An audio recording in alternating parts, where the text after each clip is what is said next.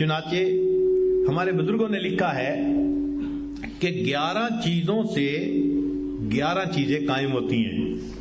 نکتے کی بات، انصاف سے حکومت قائم ہو جاتی ہے، پرہیزگاری سے صحت قائم ہوتی ہے، سخاوت سے دولت پکی ہو جاتی ہے، نیک چلنی سے انسان کی عزت اسٹیبلش ہو جاتی ہے، نیک اولاد سے انسان کو راحت یقیناً ملتی ہے، سچائی سے انسان کو کامیابی ملتی ہے، نفرت کا نتیجہ ہمیشہ دشمنی کی شکل میں نکلتا ہے، فضول خرچ انسان ہمیشہ قرضدار ہوتا ہے، اور جو سچ کا معاملہ کرنے والا ہو ہمیشہ اس کا اعتبار کیا جاتا ہے، اور جو معاف کر دینے والا ہو ہمیشہ اللہ اس کے دل کو خوشی عطا فرماتا.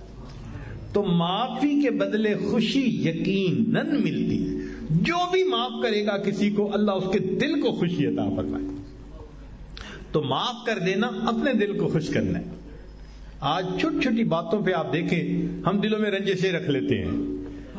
دلوں کو دیکھو تو کینے سے بھرے ہوئے، شاید ہی آپ دل کو دیکھیں کہ جس میں کسی کے بارے میں کینہ نہ موجود ہو، اور کینہ بھی ہوتا ہے تو اپنوں کے بارے میں، جتنے قریبی اتنا کینہ دل میں زیادہ. انسان کو ایسا تو نہیں ہونا چاہیے.